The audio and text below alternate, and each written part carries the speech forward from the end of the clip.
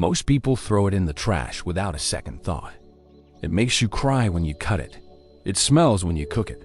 And it has absolutely nothing to do with flowers. Or does it? What if one of the most overlooked vegetables in your kitchen was secretly the most powerful orchid treatment you have never tried? We are talking about a plant that most people bring home once, watch slowly fade, and never get to bloom again. But there is a reason certain orchid growers never seem to have that problem. And the answer is not expensive fertilizer or a special greenhouse. It is sitting right next to your garlic.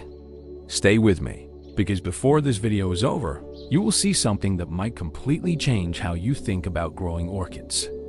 There is something most new orchid owners never realize. That beautiful plant you brought home from the store was raised in a completely controlled environment. Precise humidity, precise temperature, precise light, and most importantly, a growing medium designed for a greenhouse, not a living room. When you get it home and keep watering it the same way, something goes wrong beneath the surface. The moss or foam it came packed in holds water far longer than it ever would in a nursery setting. The roots sit in dampness. They cannot breathe, and slowly, silently, they begin to rot. The leaves stay green for a while, so you think everything is fine. But the plant is already struggling. By the time you notice the wilting, the damage has been building for weeks. This is why the very first thing you should do when you bring a new orchid home is remove it completely from its original medium. Not to stress it out, but to give it a real chance. Because when you pull it free and look at the roots honestly, you will know exactly what you are working with. Keep that idea in mind, because the onion treatment we are about to show you works best when the roots are clean and ready to absorb. An onion is not just food. It contains a compound called quercetin, which has been studied for its natural antifungal and antibacterial properties. It also contains sulfur compounds, vitamin C, and potassium, all of which may support root cell development and strengthen plant tissue. Traditional growers in several parts of Asia have used onion water on plants for generations.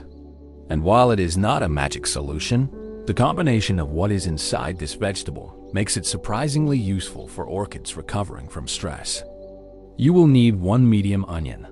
Peel off the dry papery outer skin and set those skins aside in a glass jar. Take the onion itself and chop half of it finely. Place that into a separate jar. Now pour 500 milliliters of hot water into each jar, close both lids, and let them steep for 4 hours. That is it for the preparation. 4 hours. While you wait, you will have everything you need to give your orchid a completely fresh start. And here is something worth knowing before we move on. The part most people skip, the skin, is actually loaded with the highest concentration of quercetin in the whole onion. Do not throw it away. After 4 hours, your 2 solutions are ready. Strain both jars through a fine cloth or filter so only the clear liquid remains.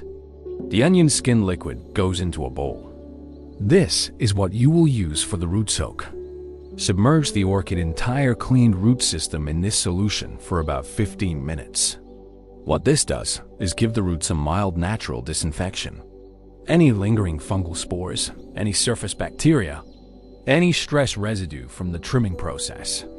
The solution works gently against all of it while delivering those plant-available nutrients directly to the root tissue. While the roots are soaking, take a soft cotton pad or cloth, dip it into the same solution, and gently wipe both sides of every leaf. This step does more than it looks. It clears off surface dust that blocks photosynthesis. It removes any mold spores sitting on the leaf. And the subtle nutrient contact may support the leaf natural recovery and glossiness. By the time you finish wiping the leaves, your 15-minute root soak will be almost done. This is the part of the process people are always surprised by because it feels almost too simple. But if you look closely at the root tips after soaking, you will notice they have already begun to look slightly more hydrated and alive. Now take the fresh onion solution from the second jar and dilute it. Mix it with 1 full liter of clean water to reduce the concentration so it is gentler for direct use. This is the solution you will soak your new growing medium in. Place your pine bark and moss into a bowl and submerge them in this diluted onion water for about 15 minutes. This step cleans the growing medium before it ever touches your plant. New bark and moss can carry mold spores, fungi, and bacteria from storage or packaging. Soaking it in the diluted onion solution before use removes most of that risk and infuses the medium with a light trace of those beneficial compounds. After draining, you are ready to plant. Start with a layer of larger pine bark pieces at the base of the pot for drainage and airflow. Place your orchid in the center. Spread the roots naturally outward and downward. Then fill around them with alternating layers of smaller bark and a little treated moss. Finish with a thin layer of moss across the top surface to hold humidity near the base. Add a small support stick to keep the stem steady while new roots establish. Then place the repotted plant somewhere with bright indirect light and good airflow. Do not water it for the first 2 to 3 days. Just mist the surface lightly once a day. Let it breathe. Let it settle. The recovery has already begun. 3 weeks later, something has quietly changed. Look at the root tips. They have pushed out from the bark, carrying that signature vivid green color that means the root is actively absorbing water and nutrients. That color is not cosmetic. It is biological proof that the plant has re-established itself. The leaves have also changed. They sit differently, firmer, more upright, with a deeper green tone and a slight natural gloss that was not there before. This is what genuine recovery looks like in an orchid. Not a dramatic transformation overnight, but a steady, patient return to health.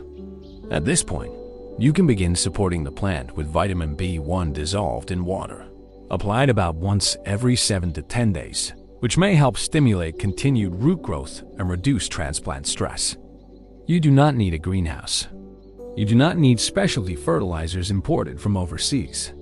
You need clean roots, the right medium, and one very ordinary kitchen ingredient that most people throw away without thinking twice. Orchids are not difficult plants. They just need the right kind of attention. And now you know exactly how to give it to them. There is something quietly satisfying about watching a plant come back to life from almost nothing. No chemicals. No complicated steps.